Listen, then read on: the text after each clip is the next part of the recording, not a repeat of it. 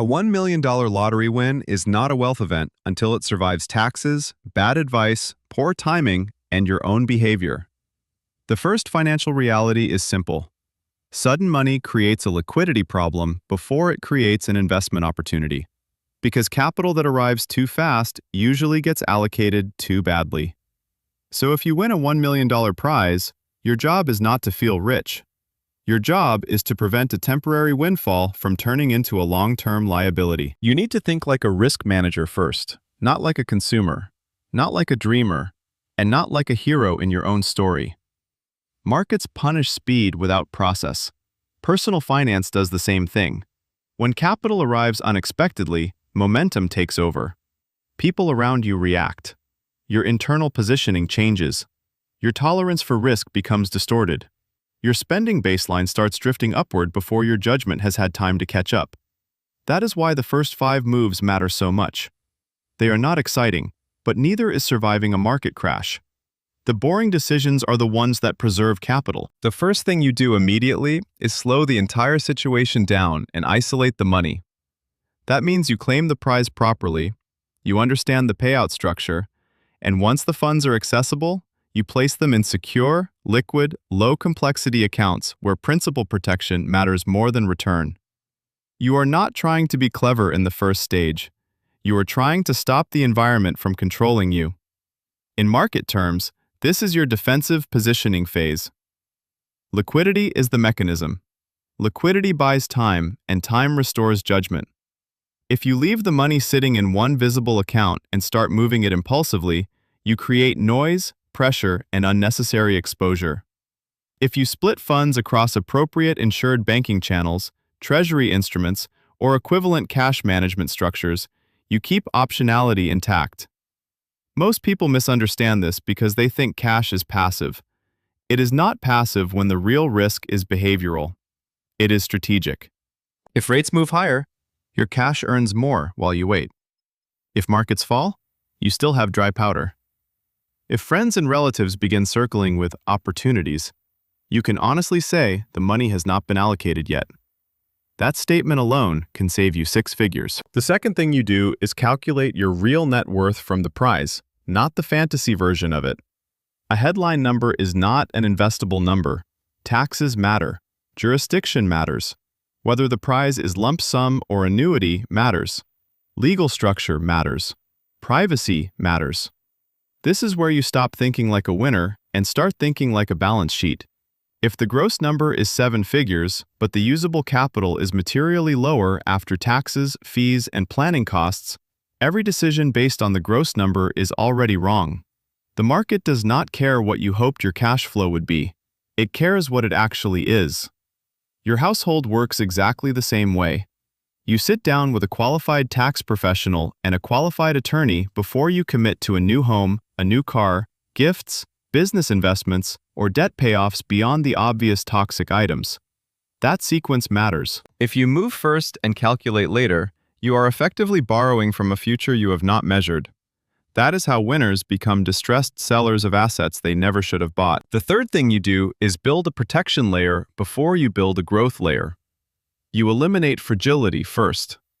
That means paying off high-interest consumer debt, cleaning up variable rate obligations that are draining cash flow, setting aside a serious reserve fund, and defining what level of monthly spending your life can support without stress. The biological equivalent here is stability of the system. In markets, volatility is survivable when leverage is controlled and liquidity is available. In personal finance, shocks are survivable when fixed obligations are low and cash reserves are high. If you keep expensive debt while chasing market returns, you are running negative carry and calling it investing. That is not strategy. That is confusion. So you clear the debt that is mathematically working against you, but you do not rush to eliminate every low-rate obligation blindly if doing so destroys liquidity or triggers tax inefficiency. You make decisions based on cost of capital, not emotion. If interest rates on your debt are punitive, you remove them. If rates are moderate and you need flexibility, you evaluate carefully. If your employment is unstable, your reserve needs to be larger. If you already have stable income and modest lifestyle needs, You can earmark more for long-term assets later. But first you make sure that a bad year cannot force you into a bad decision. The fourth thing you do is create a spending firewall. This is one of the most important moves because sudden wealth changes your internal pricing model almost immediately. Yesterday's expensive purchase starts to look normal. Today's luxury starts to feel deserved. Tomorrow's recurring expense starts to feel harmless. That is how wealth leaks out. Not usually through one dramatic mistake, but through lifestyle inflation disguised as reasonable upgrades.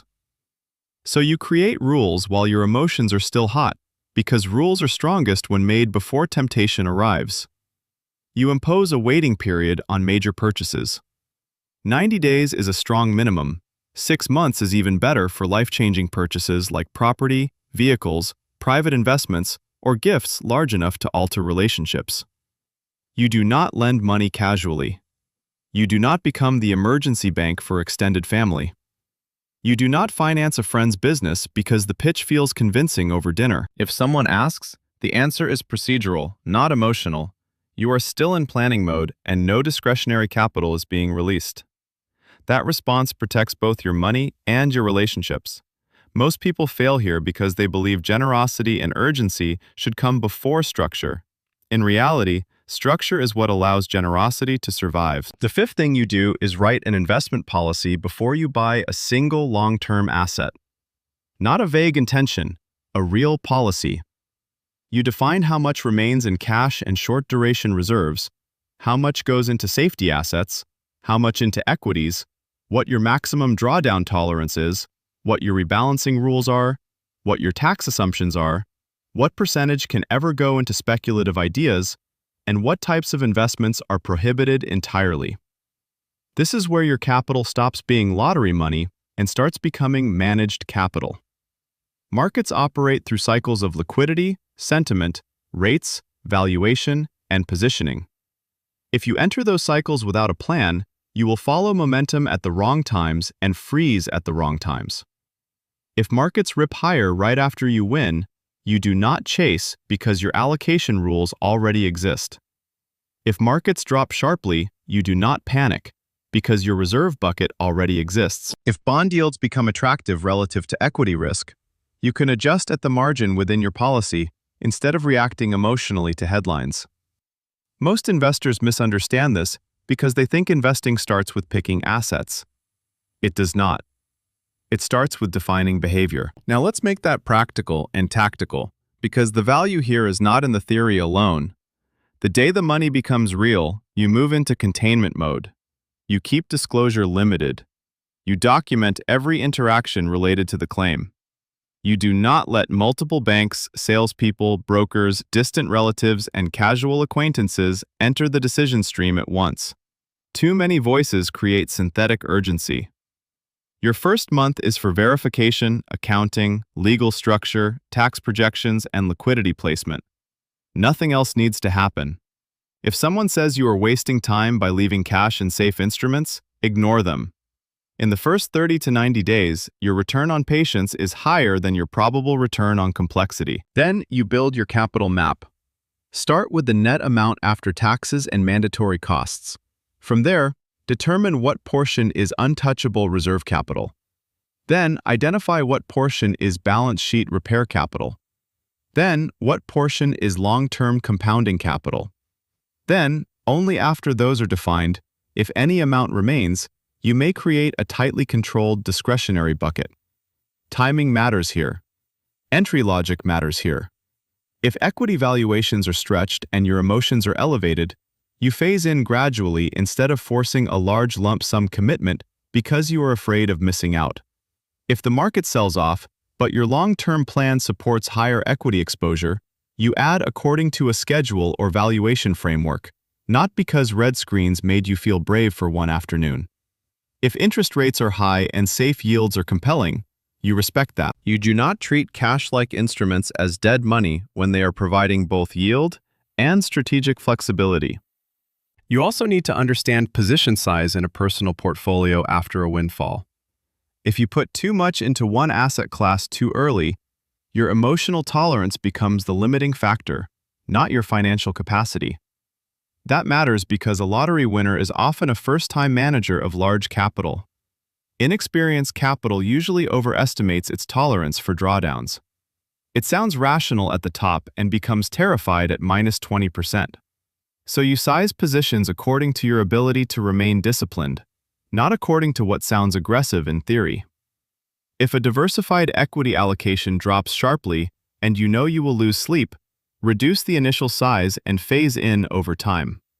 If the market rises without you, accept that partial participation with preserved discipline is superior to full participation followed by panic selling. This is where most people stop, but this is the advanced level. The advanced level is not just about preserving the money, it is about understanding second-order effects. A lottery win changes your financial environment, but it also changes your social environment, your risk perception, your consumption identity, and your time horizon. That means the danger is not just a bad investment. The danger is a mode change in your entire life. Correlations that used to be low can suddenly move together. Spending rises, requests from others rise, tax complexity rises, emotional pressure rises, and your margin for error falls at the exact moment you think you are safest. That is a liquidity trap disguised as freedom. You need to see the chain reaction before it happens. Buy a larger house and your property taxes rise, maintenance rises, insurance rises, utility costs rise, furnishing costs rise, and now your monthly burn rate has permanently stepped up. Help 5 people at once and you are not just giving away money, you are setting a future expectation schedule. Back a private business with no underwriting discipline, and you are not merely taking investment risk, you are taking illiquidity risk, information asymmetry risk, and relationship risk simultaneously. That is why the advanced operator thinks in sequences, not transactions. One decision changes the probability distribution of the next 10 decisions. Bankruptcy risk mathematics at this level becomes very simple and very brutal. The chance of ruin goes up when fixed obligations rise, liquidity falls, income visibility weakens, and capital gets locked in assets that cannot be exited cleanly. Many lottery winners never technically blow up in one moment. They become trapped. Their net worth may still look substantial on paper, but it is tied up in property, vehicles, failed ventures, private loans, or tax burdens. They have assets without usable liquidity. That is not wealth. Wealth is what remains flexible under pressure. So when you build your new financial life, protect against correlation breakdown. Do not let your home, your status, your investments, and your obligations all depend on optimistic assumptions at once. This is also where behavioral traps become more subtle. Once you avoid the obvious errors, the next layer of mistakes comes from overconfidence. You start believing the first few good decisions prove skill. You start thinking one market cycle that favored your choices confirms you understand markets deeply. Be careful. A rising market can reward weak process for longer than you expect. If speculative assets are running, you will be tempted to create a small fun bucket that quietly grows into a serious exposure because the early gains flatter you. That is why your investment policy must contain hard ceilings. If speculative capital is capped at a small percentage, it stays small. If a trade doubles, you trim it back to policy weight. If a private deal sounds exclusive, that is not a positive signal by itself. Often, it is the opposite. Your process now needs maintenance, not just setup. That means you review your household cash flow monthly, your asset allocation quarterly, your tax positioning annually, and your lifestyle burn rate continuously. You track metrics that matter: reserve months, fixed cost ratio, taxable income exposure, realized and unrealized concentration, and percentage of wealth tied to illiquid assets. You do not just ask whether your portfolio made money, you ask whether it remained aligned with your rules. A good result from a bad process is not proof. A mediocre result from a disciplined process may still be excellent decision-making. To practice this skill, you journal decisions like a professional risk manager. When you are about to make a major allocation or purchase, write down the thesis, the expected benefit, the downside, the liquidity impact, the time horizon, the exit conditions, and what would prove the decision wrong. Then reverse test it. Ask what would happen if the asset fell 30%, if rates stayed high longer than expected, if your spending rose faster than expected, or if a tax bill arrived larger than forecast. If the decision still works under stress, it is probably a real decision. If it only works in favorable conditions, it is probably impulse wearing a suit. You can also simulate pressure before you face real pressure. Use virtual portfolio tracking for allocations you are considering. Run small-scale implementations before committing to full-size positions. If you are considering a different lifestyle budget, live on that budget for a few months before you permanently lock it in. If you think you want to become more aggressive in markets, paper test the allocation through volatility and see whether your behavior matches your stated tolerance. People often imagine they can handle swings they have never actually lived through. Simulation exposes that gap cheaply. You should combine this skill with other tools, not rely on instinct alone. Valuation helps you avoid overpaying. Macroeconomics helps you understand the rate environment and liquidity conditions. Technical analysis, used modestly, can help with staging entries and respecting trend conditions rather than forcing capital into unstable moments. Risk management keeps any single idea from becoming a structural threat. None of these tools can save an undisciplined person from themselves, but together they create a decision framework that is far stronger than emotion, headlines, or pressure from other people. Under real pressure, the test is simple. If the market drops, do you still know exactly which bucket protects your liquidity and which bucket is allowed to absorb volatility? If a family request arrives, do you have a written rule that governs gifting? If a new investment idea appears, do you know how much capital it is allowed to receive and what would cause you to exit? If inflation stays higher than expected, do you know whether your reserve structure and bond duration assumptions still make sense? Pressure does not create character in finance. It reveals whether a system exists. That is the real lesson of a $1 million lottery win. The money itself is not the skill. The skill is converting a sudden event into a durable structure.